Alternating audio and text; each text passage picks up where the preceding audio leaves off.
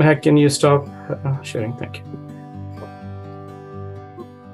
Good morning, good afternoon, and good evening, depending on wherever you are. Thanks for joining us. My name is Tariq Khan. I'm the president of Open New York, which is the larger New York area, including New Jersey, Connecticut, and New York. We are truly excited about this emerging leader webinar. We have had an overwhelming response and people are joining us from all over the world. I just want to take a minute to talk to you about who we are as an organization. Open is a nonprofit organization of Pakistani entrepreneurs and professionals. We are the largest global network of Pakistani entrepreneurs and professionals with more than 15 chapters in US, Canada, Europe, the Middle East, and Pakistan. Open provides a platform for entrepreneurs, accomplished professionals, young professionals, students to connect, collaborate, mentor, and support each other. For today's event, I want to thank Open Global and especially the Open New York team and the board. Mehak Chauhan, who's our student volunteer, has really worked very hard to make this event possible. But most importantly, I want to thank all our speakers and all of you for joining us as well. My special thanks goes to our local chapters. I'll start with Open Chicago, Amir Chalisa, and Tina Ho from Open Houston, and Junaid Qureshi from Silicon Valley for providing us the speakers. You know, as Shadab's come from Silicon Valley, Faiza comes from Houston, Alina is from New York, and Farah is from Chicago. I also want to thank all our chapters in Pakistan, especially Open Karachi, Open Islamabad, and Open Lahore for really populating and promoting this program as we have a large audience coming and joining us from Pakistan. Before I turn to Faiza, our moderator, I'd like to request all of you to keep yourself muted. If you have any questions, please share your short questions in the message box. Now, I would like to turn to Faiza from Houston, who will moderate this program with Alina Khan, Farah Chalisa, and Shadab Khan. Thank you so much for all of you. We have a wonderful session planned for you. Faiza, to you, please. Thank you. Thank you so much, Tariq. Well, hello, everyone. Welcome to today's webinar. My name is Faiza, and I'll be the moderator for this discussion. A little bit about me. I moved to the U.S. when I was 15 from Pakistan, and Houston is home. However, I have spent 6 years on the East Coast between DC, Philadelphia, and Connecticut, and also 4 years internationally in the UAE. I am currently the chief of staff at Envision Healthcare, which is a large national medical group here in the U.S., and I have over 13 years of experience in hospital operations, strategy, portfolio optimization, and change management.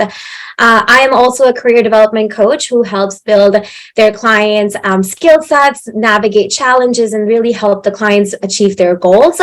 I went to Baylor University in Texas for my undergraduate, and I went to George Washington University in DC for my master's. I don't know about you, but I am super excited to be here. We have a panel of great leaders, and so let's learn a little bit about them. Shadab, why don't we start with you? Thank you so much, Faiza. Assalamu alaikum, everyone, and welcome. Really excited for today. I graduated from MIT in 2015. I did all of my high schooling in Pakistan. I was in financial consulting for about a year, and then I realized I wanted a career change. I moved back to Pakistan for 4 years approximately, and then decided to move back to the US. And currently I'm working at Meta as a program manager for commerce operations. I've been in the e-commerce industry for about 7 years now. So would love to share more about how I got into it and why I'm still at it. Other than that, really excited to speak to everyone over here and very excited to have these very women-driven career panel. So over to Alina. Thank you. Awesome. Thank you, Shadab. So I'm Alina Khan. I'm a management consultant at McKinsey & Company. I graduated from Cornell University back in 2017, and I spent a few years in the life insurance industry doing marketing. Similar to Shadab, I kind of needed that professional change, so I switched to management consulting, which is where I am today. And I focus mostly on financial services and consumer group consulting, but more of a generalist. And super excited to be here, super excited to get this panel going and answer some of your questions as well as whatever Faiza has prepared for us as well. And I will pass it to Farah. Thanks, Alina. Hi, everybody. Welcome. Thank you for being here today. My name is Farah Chalisa. I am a practicing attorney living in Chicago. I graduated undergrad from the University of Illinois at Urbana-Champaign, where I majored in political science and psychology. I took a year off and then I went to law school at the University of Pennsylvania Law School, where I graduated with my JD, a certificate in business management, international studies, and gender, sexuality, and women's studies because I clearly like school too much. And I worked in Chicago for the law firm Baker McKenzie for the last 2 years, and I'm now transitioning to a career in public interest, which is kind of the route I always wanted to go. And so I'm currently working as legal advisor for a nonprofit called Empowering Women, where I'm providing legal advice to survivors of domestic violence. Wow, thank you, Farah. I mean, I don't know about everybody else on this call, but this is an impressive panel. The journeys, I cannot wait to learn more about where we started, how we got there, and what advice you guys have for our audience. So let's just start from the beginning. I think what I would love to start off with is to understand how you guys selected your colleges, universities, what was important when you were selecting your major. Did you guys change majors? Just how it sounds like we kind of changed career paths. So Alina, why don't we start with you on some of those talking points? Yeah, definitely. I think this is a super relevant question for any folks on the phone who are either going to college or in their second or third year or starting to graduate. Personally and transparently, I applied to 20 plus colleges when I was in high school. I really do not recommend that route. I think I was just nervous as to what would accept me and where I wanted to go. But I recommend like having your typical target schools, your safety schools, and then your reach schools. I know that for me, choosing Cornell was a bit of like a mixed decision. I really enjoyed like the student atmosphere. Obviously, the programs that they offered were really great for what I was interested in. I personally majored in sociology and applied economics. And the majors, I'll get into it in a bit, but I think the first thing like I want to preface with in terms of universities is I think particularly as a South Asian community, we obviously get a lot of pressure on education and just professionalism.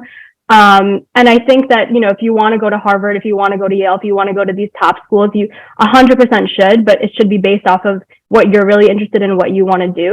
My biggest piece of advice would really do your research on that. I think it's very easy to like not be able to tune out the noise of what your parents want, what your guidance counselors want, what you're hearing from family and others.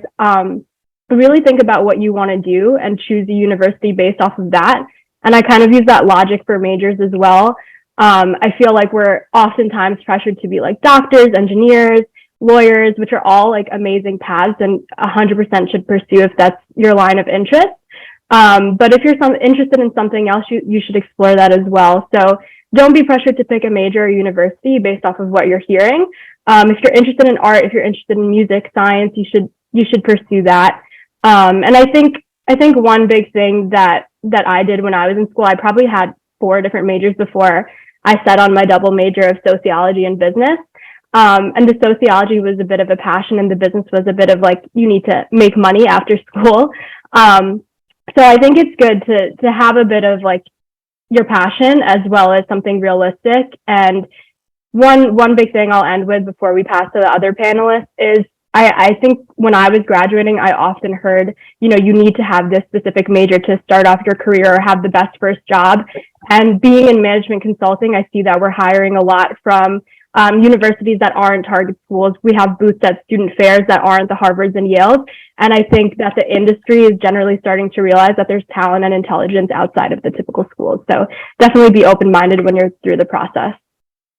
No, Alina, that's very well said. I know I'll tell you, I went in pre-med first semester. I took that biology and I was like, this is not for me.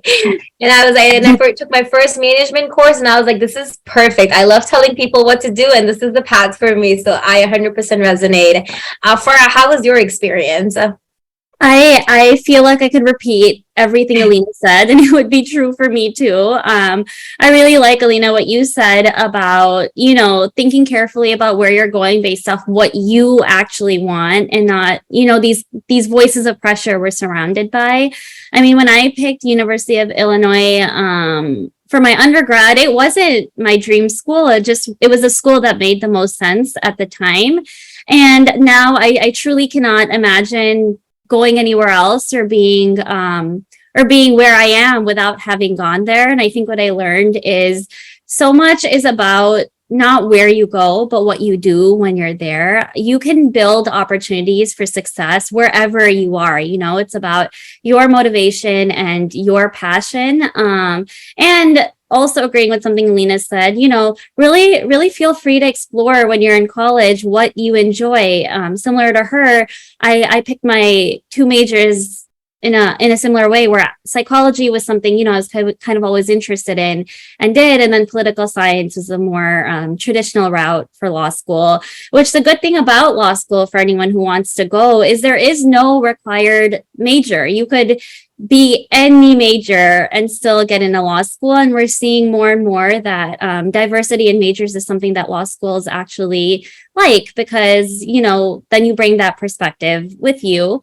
And Baker McKenzie, you know, once upon a time, they wanted to hire from the top schools, but now they're also having boots and reaching out to a lot of local schools and a wide variety of schools. So you can really get to a high level of success going anywhere. It's really about what you do when you get there, and it's worth it to have fun along the way. I mean, I took some classes that were very legal when I was an undergrad, and then I took a Bollywood movie class that had nothing to do with what I wanted to do in my future, but everything to do with getting to watch Bollywood movies twice a week. So, so definitely don't feel like you have to choose between, you know, working towards your career and having fun while you're doing it.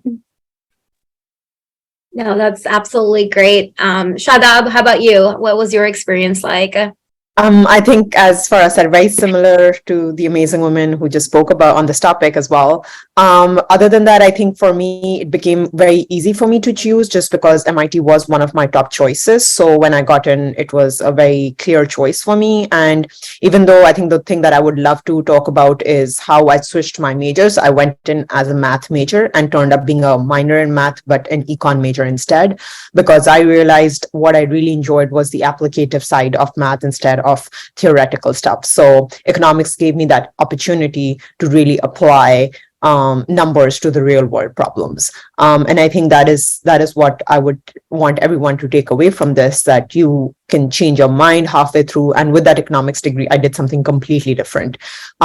So it's really up to you how you pave your path. And there is always space for people to figure out what they want to do. And sometimes success looks very different for you than for another person. And that is very key. And as you get into colleges, as you are starting your new profession, this is something you absolutely need to keep a very open mind for.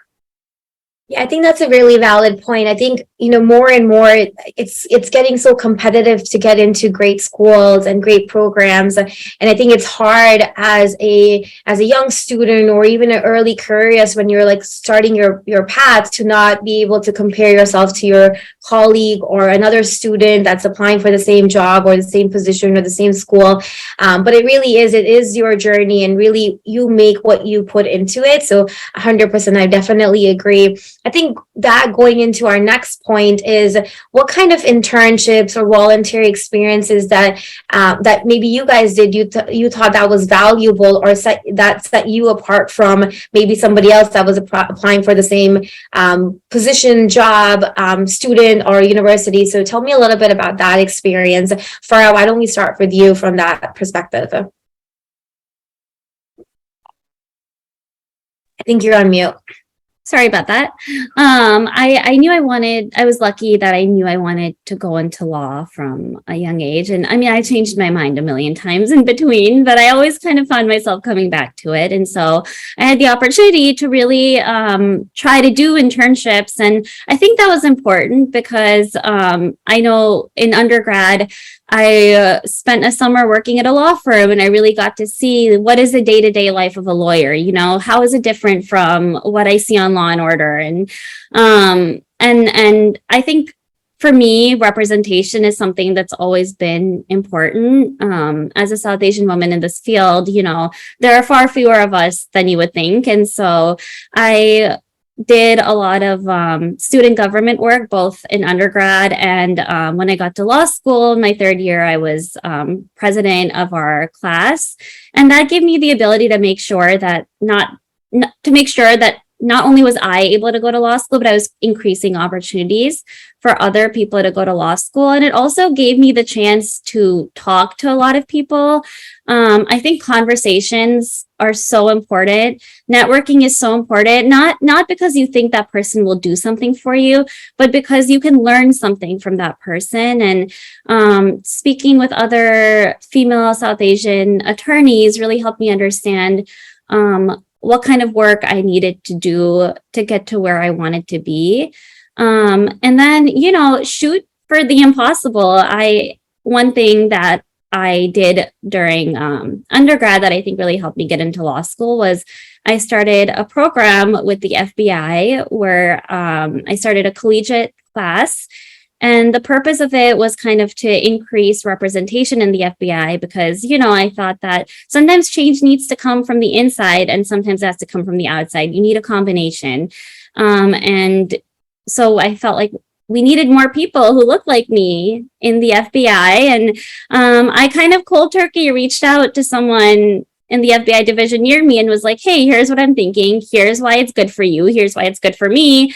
I think we should do this. And I expected like 99.9% they were going to be like, who is this random girl reaching out to us? Like, we don't have time for this. But they were on board and it ended up being a national program for a little bit. So don't be afraid to shoot for the stars because you never know when you're going to get a yes. And if you don't ask the question, you're automatically at a no. So you basically created your own Quantico program, right? With the SBA. Is that what happened? That is super like that. I mean, we can dive into that and the whole conversation will be about it, but we'll save that for another time. Alina, anything you want to add from your perspective on internships, volunteer experience, or anything like that? Yeah, definitely. I think Farah hit on most of the points, but I'll just reiterate, like, interning is super crucial during your undergraduate and also depending on, what you're trying to pursue, your grad degree as well. Specifically, I'll speak to my field, and consulting, I think, is really unique in the sense that we have folks from all different paths of life. We even have people who haven't gone to college. I think everybody brings a really unique perspective, but if there's something that you want to pursue a specific field, I know that there are some paths like lawyers, for example, and medical degrees that they have a pretty rigid path of how to get there. But more so in like the wider business scope, or maybe Shadab can speak to the tech part of things. Definitely intern in your college years, and the ways that you can do that is like on campus internships that you can find out through like student events. You can also reach out like Farah did, cold turkey. I've actually found that's very effective for not just internships but for jobs. I know that this is a very scary environment that we're in, and we hear about the layoffs pretty frequently, unfortunately. And I know that LinkedIn has been a pretty big network of helping people get employed. And that speaks to internships as well. So I would recommend trying to get your hands on something, and that's through networking, through your specific college, and also through events like this. Like, I think Open is a great platform, and I think we have a question probably on mentorship a little bit later, but I'll just touch on it. Through your mentors, through your networks, through your networks of networks, you can get a lot of things done, and you can meet a lot of really interesting people that can help you along the way, and vice versa. For the folks who are more junior on the phone and maybe like starting their first job or graduating college, like, please don't think that there's nothing you can bring to the table. Because I think that from what I can see in the Zoom room, we have like a pretty good mix of generations. And I think folks would say who are part of like Gen X or baby boomers, like, they can learn a lot from us too. So take an opportunity to, find an internship, find a job that you're interested in, but make sure that you can also bring the value that you have to the table. Yeah, no, you're absolutely right. I think, what you said about just finding the opportunities and to like even volunteer experience, right? It doesn't always have to be paid. It doesn't always have to be in internships. It is really what kind of experience you set out for yourself and how much you network. Because I will tell you, in my experience, I've literally landed all my jobs through networking. It's never been, I've applied online and I've gotten it. It's hard for it to work that way. I'm sure it does for some people. It's never for me. So should I have any points from that perspective? But I also want to learn about how you landed your first job, and what was the thought process behind there? Yeah, so it's funny because with an economics degree at an engineering school, the things people say the careers you can go into is either consulting, investment banking, or trading.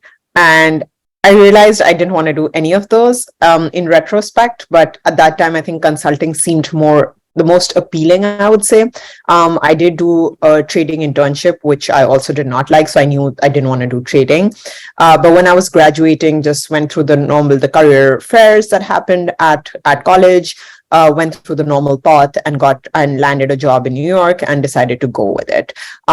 So sometimes like I had a very, very different experience from the other panelists that I did not actually, yes, the networking and the career fairs, I did attend all of that. But what was not driving my interest was definitely not from any internship, anything like that. And I realized my love for project management and being in the tech industry, but on the non-technical side much later in life. And I wish I had a little bit more guidance then, but a very different experience. And again, nothing to regret. I tried consulting, didn't work out, and I was ready to move on to the next big thing.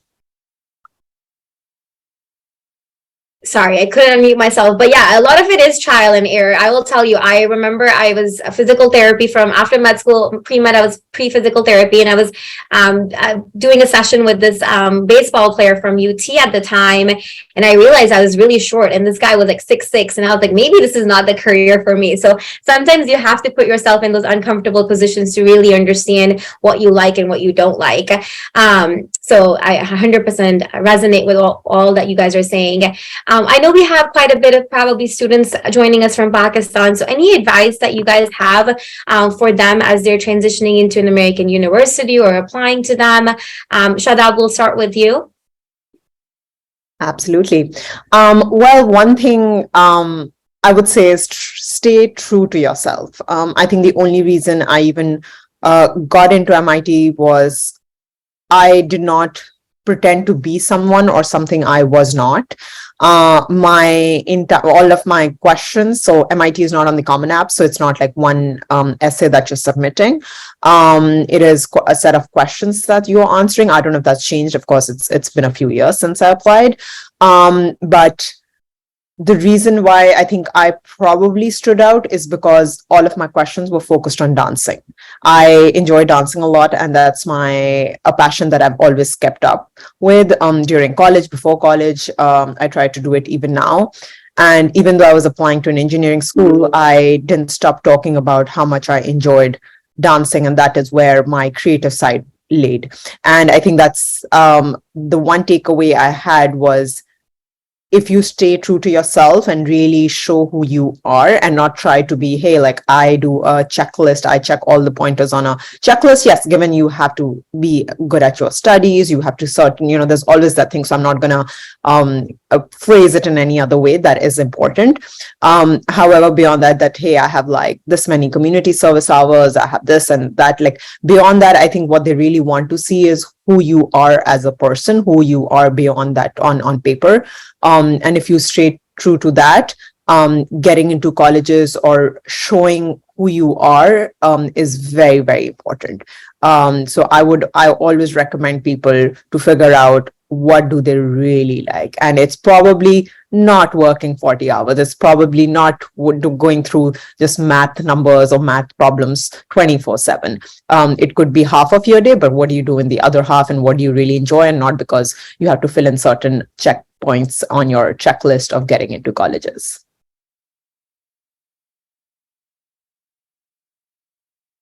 No, that makes 100% sense. Farah, Alina, any comments from your perspectives on that, or any advice for our fellow students from Pakistan or other places internationally? Sorry. I wanted to follow up on something Alina actually said earlier, which is remember what you're bringing to the table. You might be coming here, but with you, you're bringing, a whole different perspective. You're bringing skill sets that students who grew up here don't have. And so don't be afraid to voice those skills, don't be afraid to talk about what talent you're bringing with you, about your worth, because you are bringing a lot of worth to the table. And that's important. Alina, anything from you? I think Farah and Shadab hit everything on the nose. And I think with Shadab's experience of, being in Pakistan and coming to a U.S. university is probably most relevant. So I have nothing to add here. I think you ladies did the best job. No, that's great. Absolutely agreed.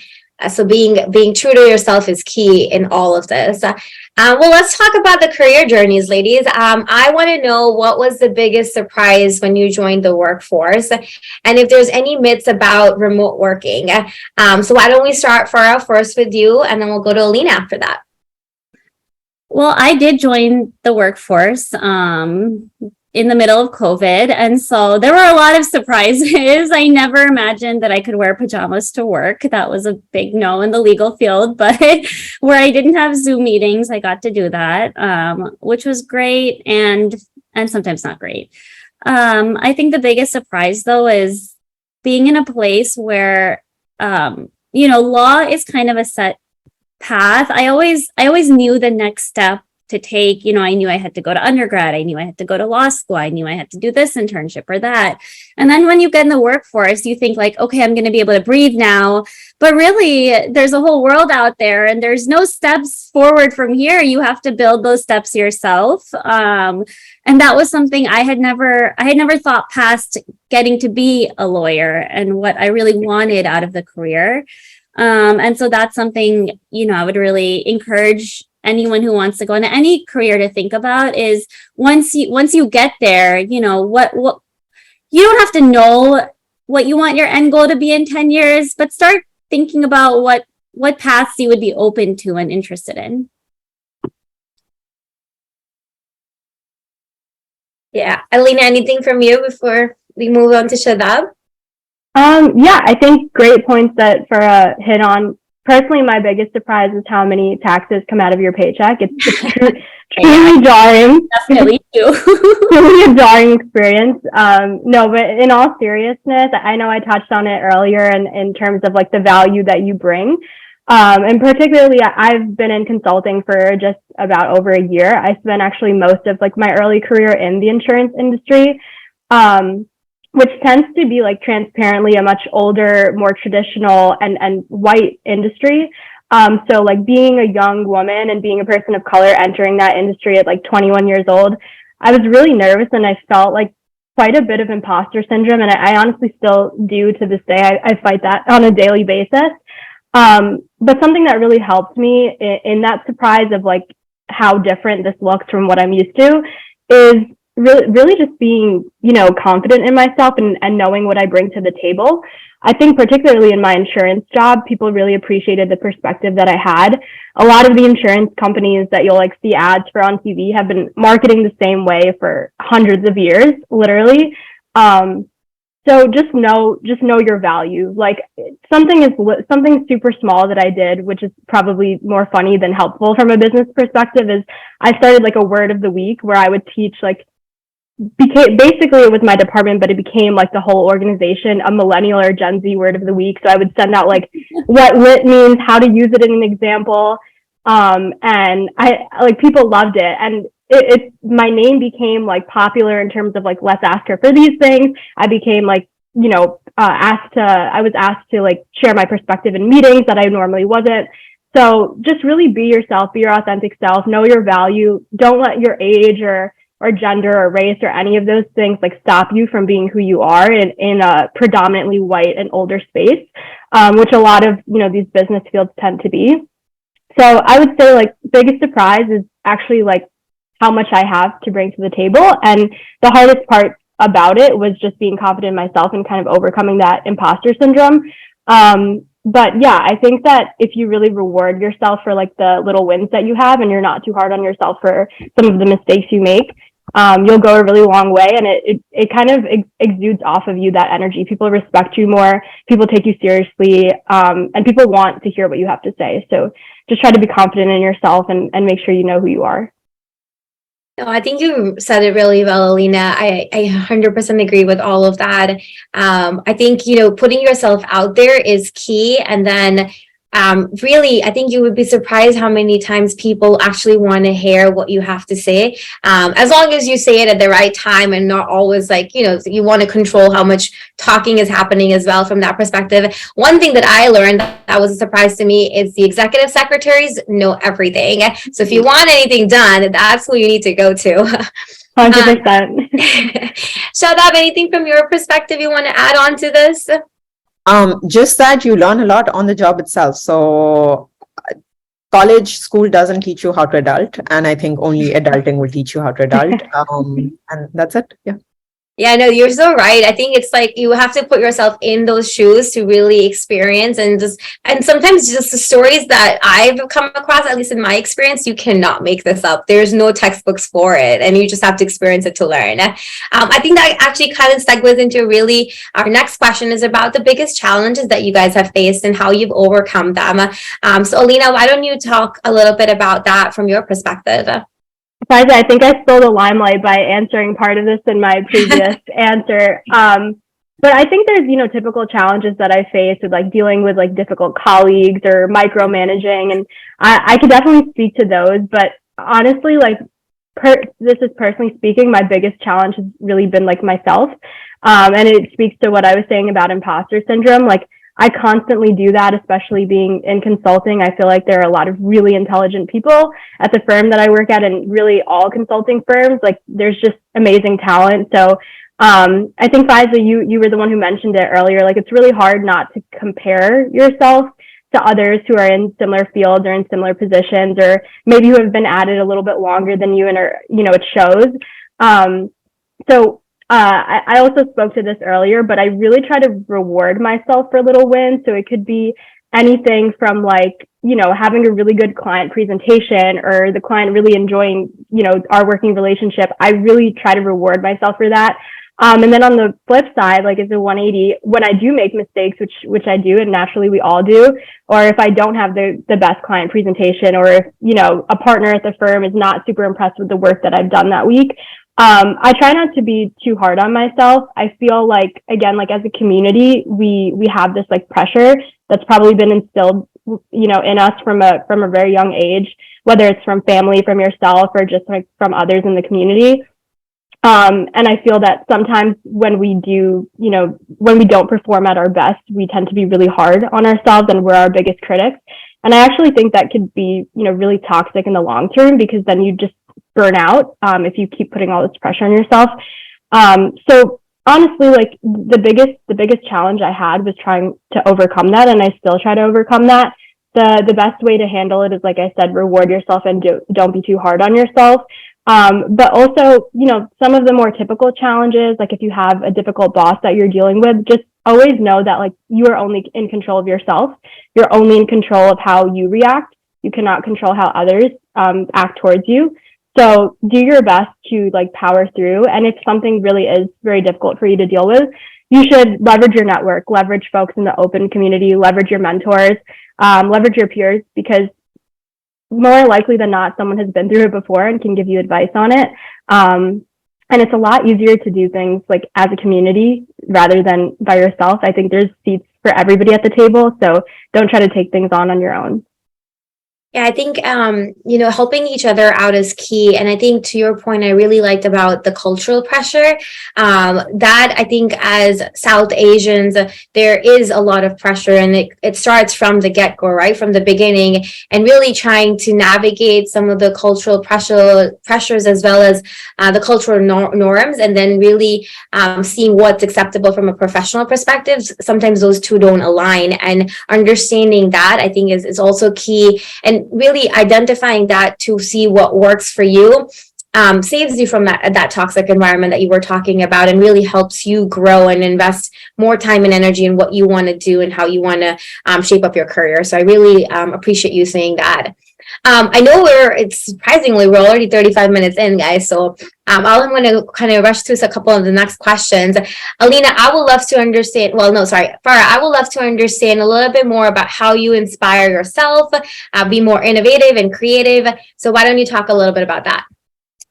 Yeah, so this is a great transition from what Alina was saying, because imposter syndrome is definitely something I struggle with too. I mean, the law is also traditionally a, straight white male career. So there are so many voices around you and in your own head, questioning everything you're doing. And I think that's where you have to inspire yourself, because, you're your harshest critic, but that also means that you have the biggest ability to make yourself feel better. Something that it's a time-old psych advice, but I think it really helps is you will always be harsher to yourself than you would be to other people. And so talk to yourself as if you are your friend, not yourself. Because it's true that when I try to think about myself as someone else and think about the advice I would give, it's different than what the voice inside my own head is saying. And, I think gratitude is really important. That really helps me when it comes to inspiration, writing down 5 things every morning that I'm grateful for. They can be, as big as my parents and as little as a mug that I really like that is making me feel inspired. And inspiration doesn't have to come in big forms, like I have this, excuse my lipstick marks, but this mug that says, I don't know if you can see it, Boom Lawyered. And sometimes when I'm feeling like I'm not a lawyer, I drink my morning coffee out of this mug to remind myself that I am, that I am here. And then listening to I have playlists on my Spotify. I have one that is like specifically for when I'm facing imposter syndrome and need to feel inspired. I'll blast that music when I can. In the office, I'll blast it on my headphones, and that'll help. Yeah, I think those were some really great advices. I think from my perspective, also finding and going back to the purpose of why you're doing what you're doing, I think is also so important. Sometimes we just get so bogged down into the tasks like, hey, I have to do this, I have to do that, I have to do this. And you just forget of why you're doing it. So going back to the why, I think is also really helpful.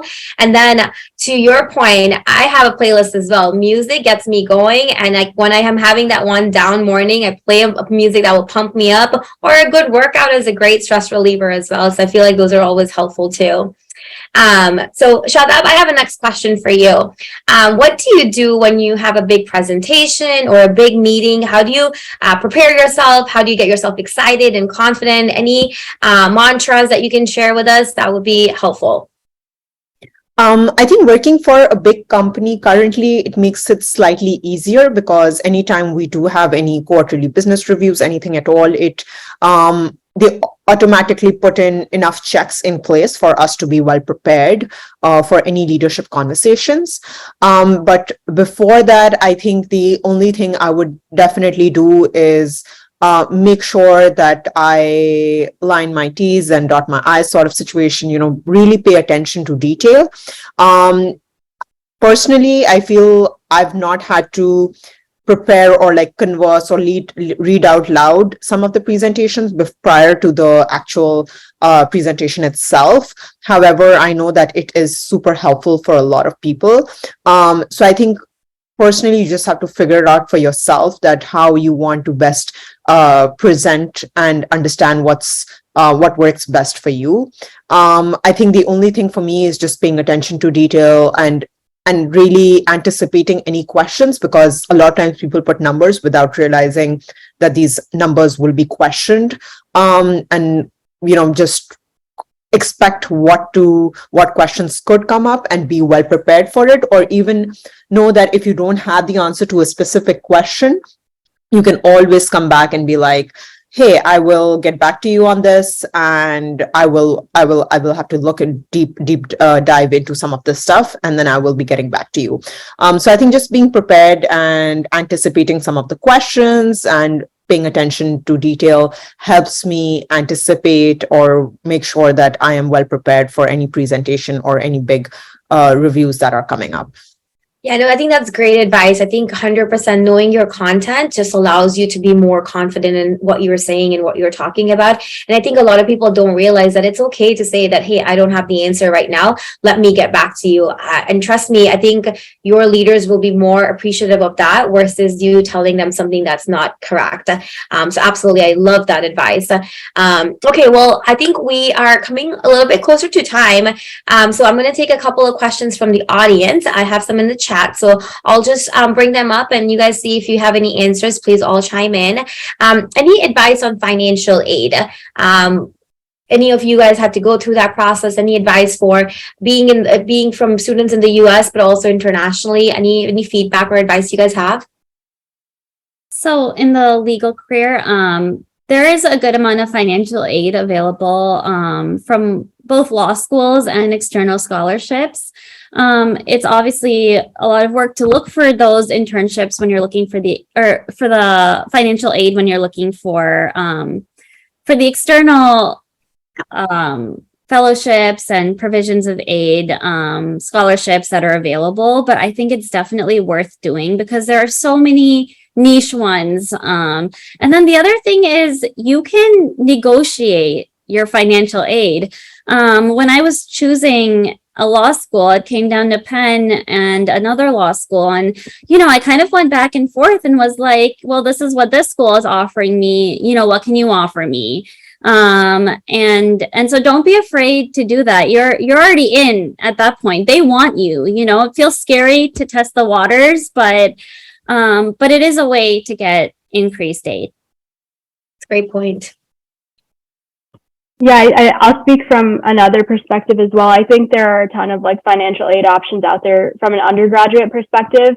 I know that it's a lot, it makes it sound a lot easier than what it is. I know it's quite a difficult and lengthy process, especially if you have parents that maybe don't speak English and it's really hard to translate some of those forms as well. But what I would say again is leverage your network and if you have guidance counselors or folks in your community that can help you find the right avenues for financial aid, 100% leverage that. From a few years forward thinking, and I'll speak again in terms of consulting, I know that at McKinsey, and I'm sure a lot of other firms within the industry, they do help fund your graduate degrees, particularly your MBA, as well as some others, depending on the path that you're on in the firm. So take advantage of what employers offer. So if you're at the point in life where you have your first job or you're in a current job and they offer different stipends or, educational resources, fully take advantage of that. Because that will be really helpful down the road and you'll be able to have your employment, but you'll also have this, educational resource that other people may not have and that will set you apart. Yeah, I think that's a great point. I think a lot of organizations do pay for your MBAs or graduate degrees. I know in healthcare, they might even pay for your loan payments. I think that a lot of companies do that. So I think asking the right questions when you're going into the workforce, but also asking the right questions when you're starting a university, right? I know when I came here when I was 15, very limited knowledge and unfortunately did not do the right research and did not probably ask the right questions at the time. And everything worked out. It wasn't that, but I think there's a lot more information that's out there. It's just a matter of doing your research and finding what are opportunities available. And then I think from my perspective, I always tell people that, hey, loans are always an options. And if you're in the US, there's a lot of loan forgiving options now available as well, depending on your industry. So always take a look at some of those resources as well. Shadab, anything from your perspective coming internationally? So I had a different case because I am a US citizen. So I think for me, just when it came to college, I think because it was a need blind college. So as one of the panelists also mentioned that once you know that they want you, I think it is okay to test the waters. And obviously they were pretty fair in terms of understanding what my financial standing was. So I think just, knowing and being true also goes a long way. And I think other than that, in terms of, so I don't have experience with graduate degrees, but I think FAFSA just having US financial aid also helped. But I think my biggest thing was the need blind college. So it helped me in a very different way. But yes, not everyone has that opportunity, unfortunately, so won't be able to shed a lot of light on the other areas. No, that's really helpful. I appreciate you saying that. So next question, Alina, I have for you. A lot of people want to know if you have any recommendations of them going into a top consulting firm. Are there any pointers that you can give them, as well as what's your perspective on working remote versus in person, as that's a key component of management consulting? These are two really great questions. So I'll start with the first. I think, at least from what I'm seeing, management consulting is like a pretty popular field and path that people take post MBA as well as like post undergrad. So it can be quite saturated in terms of like the applications. But one thing that I think is really helpful, and I kind of alluded to it earlier, is having that differentiating factor. And it's not something that you have to work super hard at. I think Shadab mentioned it earlier, like really be yourself. Consultants, I think, and management consulting firms, maybe 5-10 years ago, were looking for like Harvard MBAs and Wharton MBAs and Stanford. But there's like a really big shift that I'm seeing where they're going to state schools, where they're going to, programs that are still really great top programs, but may not be the typical Ivy names. Go to those events if you are in associated with that school. If you're not and you're in your first career, like myself, I had a very strange path to management consulting. Most folks join straight from undergrad or from MBA. I joined from life insurance, so it's not a typical path that I took. But honestly, what helped me was like really cold reaching out on LinkedIn to meet with folks who worked at the firm that I wanted to work at. And it wasn't more so like, hey, like, can you give me a referral? Do not ever do that. I actually wanted to get to know them, get to know the line of work that they did, wanted to know what life was like at the firm. So I set up coffee chats and I reached out to probably like 10, 15 people, and maybe you'll get one response, just maybe. So do not feel discouraged. And just be yourself. Set up a 15-minute coffee chat, meet with the person, get to know what it's like at the firm. Keep that communication going, reach out every month or so, and then naturally build a relationship. And if it's something you're really interested in, that person will more likely be able to help you. And of course, like these firms, they want to bring in great talent. So I think the question was specifically for like post-grad, if you're post-grad. I know that particularly McKinsey does a ton of recruiting from postgraduate programs. And I know that it can be a little bit discouraging because a lot of people who get an MBA like may be interested in, like Shadab mentioned, IB or consulting. So one thing that can set you apart is like try not to be this cookie cutter person that's, trying to be the stereotypical consultant. Really just be yourself, know what you bring to the table, and keep your communications going with the network that you build. Like do not feel discouraged and continue to reach out to folks, including me. I'm very open to talk about life at McKinsey if anyone's interested after this. And then, sorry, I know, Faiza, there was a second follow-up question, which is a really good one about remote work. So for those who maybe aren't as familiar with management consulting, it's a very on-the-road type of job, Monday through Thursday. You're usually at the client site, a lot of travel. And, when COVID hit, it's a huge shift to lifestyle of how you work with clients, especially if your clients are now remote or hybrid. And it can be really difficult to get that client interaction and get things going. I think the question was particularly to Gen Z, how to get them in the office. which is a really good question, and I think that it's pretty it's different across like preferences of what people like, if they want to be remote or if they want to be at the client side. I've had friends who want to do like half and half, but for folks who are like leaning on more remote studies, I've found that there are clients who are also really remote. So I think that people tend to work for those clients or get staffed to those clients. But maybe specifically to answer the question, if there is a client that really, really values in-person work and wants the consulting company to be there constantly, and you have an employee on your team or, an associate on your team who's not excited to be at the client site, I think it's about framing it. I've found that a lot of Gen Xers and like baby boomers will be like, you have to be at this client site. Like, we need you there. Like, instead of doing that, frame it as like, you're newer to the role. I really want to give you the apprenticeship that you need. And the best way to learn is hands-on. I know that you really value remote work. Like, how about we have a compromise where we have Thursday, Fridays remote, maybe Mondays remote, and you fly into the client site Monday night. and then I can really work hands-on with you to make sure that you get up to speed and you don't fall behind in the long run. So there's ways about framing things without like telling people what to do. And I know that, you know, people have different styles, but I find that Gen Z and just humans in general are really receptive to, you know, help. And if you're telling them that you'll be able to help them and you'll be able to provide like hands-on leadership and apprenticeship, I think they'll be really open to that. Yeah, I think, Alina, you hit the nail on the head with that one, the last one for sure. I think, you know, I did consulting for 3 years between hospital and then going into the role that I am right now. And it was like before COVID and right into COVID, and we had clients that were all during COVID were remote, and then you had your cameras on and you were still doing a lot of those tactics as well. But then we also had clients that wanted us on site for like 4 days out of the week, which really didn't make sense. I think it really goes back to the leadership in terms of what the expectations are being set. And of course, it has to be a valuable experience for the team as well. So 100% agree on that point. Just a couple of things I wanted to add from like a perspective of finding jobs in top consulting firms. I think Alina hit all the major ones, but some other things to take a look at is your own colleges or universities alumni network. You might have alumni that are actually in some of these consulting firms that are more open to you reaching out because you guys went to the same university, and you can do that through your university versus also on LinkedIn. So something to look into.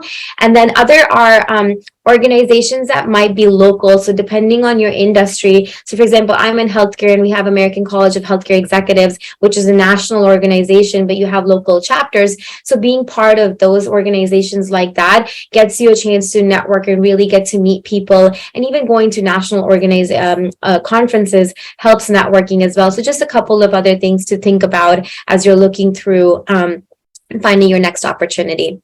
Our next question is for Farah. Any advice on networking strategies for graduates who are not from top tier law schools? Yeah, I want to start by saying that when I was working at Baker, some of the smartest, most talented, most successful attorneys that I worked with or who were in my class weren't from top tier law schools. And I think that's really important for people to know because I think that perspective just isn't seen as often. Networking strategies that I would give is, I think one thing that surprised me is how receptive people are to just cold emails or, you know, cold messages on LinkedIn saying, you know, hey, here's my background, here's who I am, here's why I'm passionate about this. Could you take out 10 minutes to just talk to me about your career?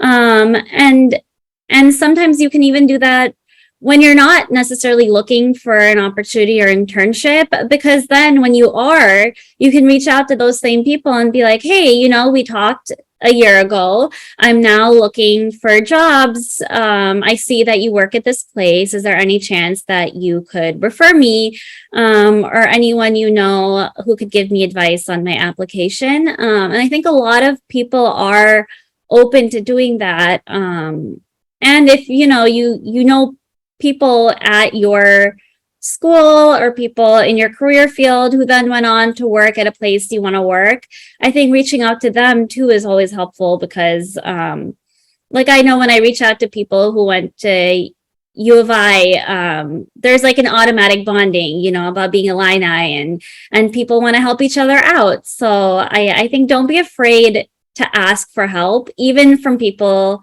who aren't in your network yet, and just putting yourself out there. And I will say increasingly so, firms and nonprofits don't necessarily only want people from top tier law schools. They want people across the board.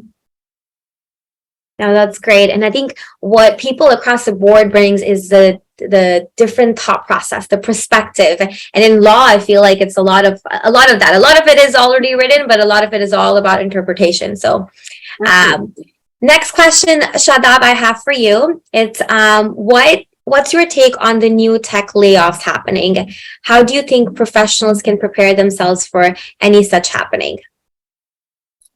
So I think this is a question I think everyone should ask every year. How relevant are you to your team? How relevant you are in the company that you're working, and how relevant is your skill. And this is something you have to do periodically. And I know we do get into the weeds of things and forget. But if you feel your title, the work that you're doing is not a great value addition, then maybe look for something that is. And beyond that, always work towards improving your skill. And I think that want for learning should never end. This is something that I think was bound to happen. And it is something that I think economy just goes through. So when a lot of these tech companies overhired, looking at the boom that they saw during COVID, it was bound to happen and the effect was inevitable. However, there's no particular way that any one of us or all of us could like prepare for layoffs and be ready for it, because it always takes people by surprise. But I think the way to get ahead is to how you react to it. So if you were laid off, then I think what people did were immediately look into other positions, and a lot of small businesses were still hiring. A lot of non-tech companies were still hiring. And on top of that, with even if you didn't get laid off, then you need to start thinking of, am I still relevant to the team? Is the work that my team is doing relevant to leadership anymore? And I think that is how I reacted to Meta layoffs. And come H1 of 2023, I am really focusing on how this team continues to stay relevant to our overall goals and Meta's priorities. I think that's very well said. And I mean, I'll talk a little bit from a personal experience. So when COVID hit, I was in consulting at the time, and a lot of firms did a lot of layoffs and furloughs. So I think a lot of times you just don't sometimes expect it, right? So that was happened for me. I was furloughed, and I was actually the two people out of the whole team that was furloughed. Everybody else was laid off. But I think what in grand scheme of looking back is you can start preparing yourself. If you're thinking about it, that, hey, this is what's happening in the tech, you maybe start looking around and start talking to people. You don't have to put your name out there if you don't have that level of concern, but brushing up your resume, connecting with your network, just kind of like having those conversations so you can see what other opportunities are there. And then I think as Shadab said also is maybe not looking at the big firms, but the smaller firms, because there's still a ton of startups that are coming up every single day that have a lot of cool opportunities. So just keeping your an open mind about your outlook is always great as well. I know in the last couple of minutes, and I have this really inspiring panel of women, I really want to touch on a couple of women topics as well. And we do have a question for the panelists. We'll go to that and then maybe ask another last question. What factors impact a woman's ability to lead others? And how do you encourage women to not give up? So who would like to take that first? I'm happy to take a quick stab at it, and I'll try to make my response quite quick. I think the biggest thing that women can do for other women is like not gatekeep knowledge and share your vulnerabilities. It kind of goes back to the point of like trying not to compare yourself to others, especially when it's a room full of men and there's like two women and you're like, naturally, what do I do? But I found that like the best advice that I've gotten from a professional and personal standpoint has been from women, because they've been through similar things as myself. And I really appreciate women who don't gatekeep that knowledge. So it's very easy to see somebody struggling and you've already been through that and there's like a solid answer to it, but you don't want to share it. So I feel that folks like that don't think that there's enough room at the table for more than one woman. But there's a lot of room for us. There's seats at the table for all women. And I think the most important thing to do is make sure that you're uplifting yourself and therefore uplifting other women around you.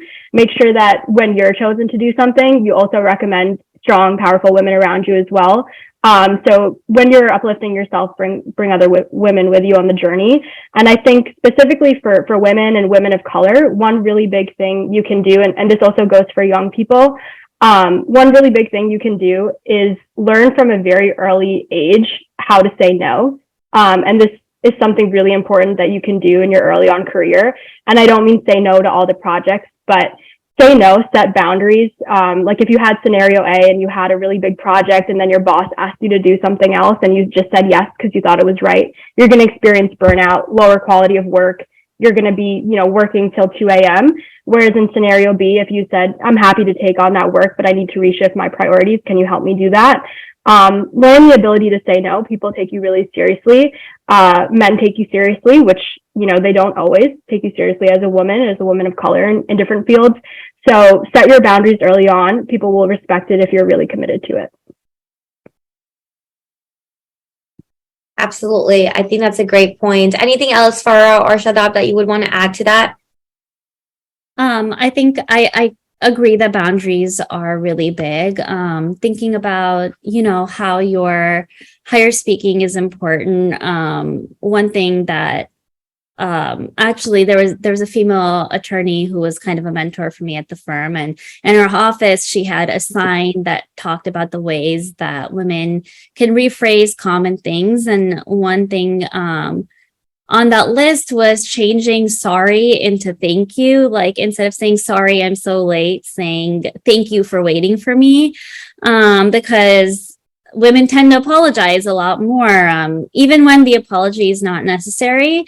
And then I think also finding those mentors, or even people, a strong group of other women to discuss things with. I have a group chat with a group of girls who were in my class at the firm, and we would constantly have that safe space to vent and to kind of validate each other, because sometimes the voices really get to you, and it was really helpful to be like, hey, this is the situation, this happened, I feel like I'm in the wrong, but I don't know. And for other people to be like, hey, like, either no, you're not in the wrong, this is not your fault, or hey, why don't we brainstorm together and see how we can fix this. And so I think women working together is always a way to build each other up. And for men to step in too, because I really don't like the lean in philosophy. I don't like that the onus is always on women not doing enough. We can only do so much. Like, yeah, it's on us to speak up, but if we speak up and no one wants to listen, then it doesn't matter how loud we're speaking or how much we're speaking up, And so I think bringing in men, I think men also have a responsibility to not necessarily take over the advocacy, but help. When a woman makes a point, don't repeat the point, because chances are the credit will go to you whether she made it first or not. But say, hey, Alina, I think you made a point. Can you repeat your point if you feel like no one's listening? So I think men being allies is also really important. I think the onus is on all of us as a society to help women keep going and to be in those leadership positions that weren't traditionally made for us, but that we belong in as much as anyone else. No, you're absolutely right. I think having allies, male allies, is equally important. I think women have made huge strides in the past couple of decades, but we're not where we need to be. And having male advocate and support and push and pave the way for us in our partnership is equally important. And I would definitely encourage, I know we don't have time on this call, but I would encourage the men on this call to really take a look at and do some research on how you guys can be good allies, because we need your support in terms of what lies in our success essentially moving forward. So I know we're a little bit over, so appreciate everybody hanging out with us. But this does conclude, we could carry this conversation on for hours, but this does conclude our time today. So I want to thank all the panelists, Alina, Farah, Shadab. Thank you so much for joining me this Sunday morning, afternoon, evening, whatever time zone you guys are in. This was a great conversation, very inspiring. I know I've learned a lot, so hopefully our audience learned something as well. With that, I will pass it back to Tariq for some closing remarks. Thank you so much, everybody, for joining us again. So thank you, Faiza. What a courageous conversation we had with these young, talented women. And looking at all of you, I think our future is really in good hands. I don't want to take any more time.